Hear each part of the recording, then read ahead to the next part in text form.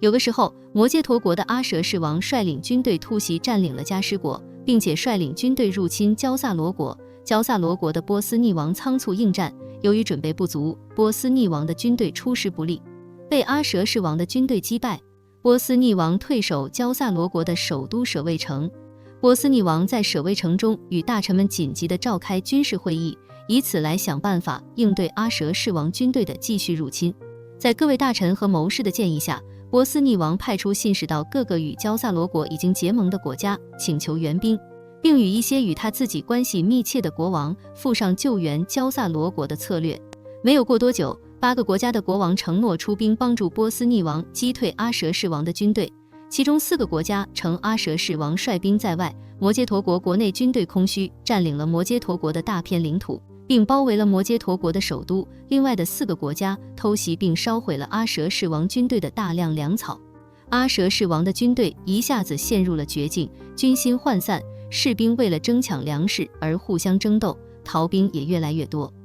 波斯匿王抓住机会，在一天夜里偷袭了在舍卫城外驻扎的阿舍氏王的军队，在混战中，阿舍氏王被活捉。第二天，获得胜利的波斯匿王对将帅、大臣、百姓们说：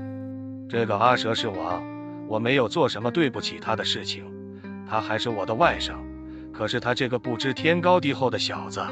居然敢去占领迦湿国，还胆大妄为的来入侵我的国土，简直是大逆不道。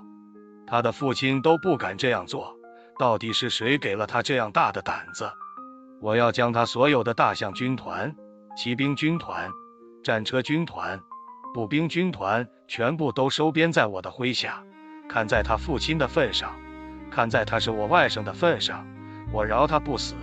可是死罪可免，活罪难逃。我将会把他流放到边城，让他也尝尝流离失所的痛苦滋味。那个时候有很多出家人，他们中午前穿好法衣，拿着饭钵到舍卫城里化缘饭食。吃完饭食后，他们就来到佛陀的住所，顶礼佛陀后，其中的一位长老对佛陀说：世尊，我们今天到舍卫城里化缘饭食，听到别人说波斯匿王的军队已经打败了阿舍氏王的军队，波斯匿王活捉了阿舍氏王。波斯匿王对将帅、大臣、百姓们说，将要把阿舍氏王所有的军队全部都收归他自己的麾下，他还要将阿舍氏王流放到偏远的地方去，让阿舍氏王尝尝流离失所的滋味。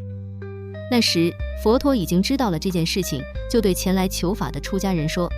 世间的人为了自己的利益，就去抢劫、掠夺别人的财物、土地、人事。当别人被抢劫、掠夺后，就会想办法夺回本来就属于自己的东西。这些抢劫、掠夺别人的人，也将被别人抢劫和掠夺。愚昧无知的人以为他们抢劫、掠夺得来的东西是他们自己的，在他们自己的控制之中，他们不相信什么因缘果报，不相信抢劫、掠夺别人，自己也将被别人抢劫、掠夺。不相信给别人带来烦恼和痛苦，自己也将会去承受相同的烦恼和痛苦，认为这些恶报是虚假不真实的，还认为抢劫、掠夺别人、霸占别人的财物、土地、人事是理所当然的事情。可是他们却是在为自己播下仇恨罪恶的种子，当这些怨恨、仇恨、罪恶的种子结出痛苦悲惨果实的时候，这些过去抢劫、掠夺别人财物、土地、人事的人就会被自己种植出来的恶果折磨，这些人将会失去所有过去抢劫、掠夺来的财物、土地、人事，甚至于失去本来属于自己的财物、土地、人事，变得一无所有。当他们失去一切的时候，被别人奴役、拷打的时候，那种痛心切骨、心如刀割、摧心剖肝的感受是非常痛苦的。杀害伤害别人，就是杀害伤害自己。杀害伤害别人的人，也将被别人杀害伤害。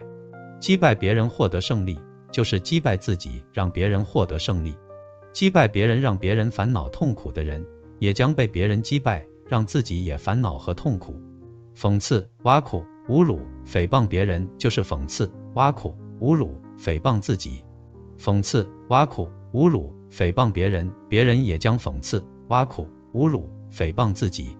给别人制造麻烦和障碍，让别人烦恼和痛苦，就是给自己制造麻烦和障碍，让自己烦恼和痛苦。给别人制造麻烦和障碍，让别人烦恼和痛苦，别人也将给自己制造麻烦和障碍，让自己烦恼和痛苦。这就是罪业的轮回互换，这就是因缘果报的轮回互换。世间没有哪一个人是能够逃脱出罪业的轮回互换的，世间没有哪一个人是能够逃过因缘果报的轮回互换的。这个是世间的真相和规则。抢劫、掠夺别人的人，也将会被别人抢劫和掠夺。这时佛陀说偈言：人为己利时，即以掠夺他；他知被夺时，彼亦为所夺。愚者恶不食，虽思为当然；恶之成实时，即受于苦恼。若以杀他人，即得杀己者；若以胜他人，即得胜己者；以击他人者，即得肥己者；以恼他人者，即得恼己者。如是业轮转，夺人当被夺。佛陀为出家弟子说法的事情，很快就传到了波斯匿王的耳中。波斯匿王立刻就改变了主意，他将阿舍世王释放，并将缴获得来的所有大象、马匹、战车、俘虏、黄金、珠宝等等的一切都归还给了阿舍世王，还送给阿舍世王大量的粮食，以便让阿舍世王的军队能够填饱肚子。波斯匿王送给帮助他击败阿舍世王军队的8个国家大量的财物，以此来感谢他们出兵相救，并且劝说已经占领摩揭陀国大片领土、围困摩揭陀国首都的国家退兵。这些占领摩揭陀国大片土地、围困摩揭陀国首都的国家，得知波斯匿王已经释放了阿舍世王，并且已经归还了阿舍世王所有的军械、士兵、大象、马匹，他们知道阿舍世王的军队势不可挡，很不情愿地率领军队退出了摩揭陀国，交还了所有之前占领的土地。阿舍世王来到佛陀的住所，顶礼佛陀后，感谢佛陀的救命之恩。他将所有出征前带出的财物全部都交给了波斯匿王，作为战争的补偿。阿舍世王向佛陀承诺，再也不会向焦萨罗国挑起战争。之后，阿舍世王依依不舍地离开了佛陀，率领他的军队踏上了回国之路。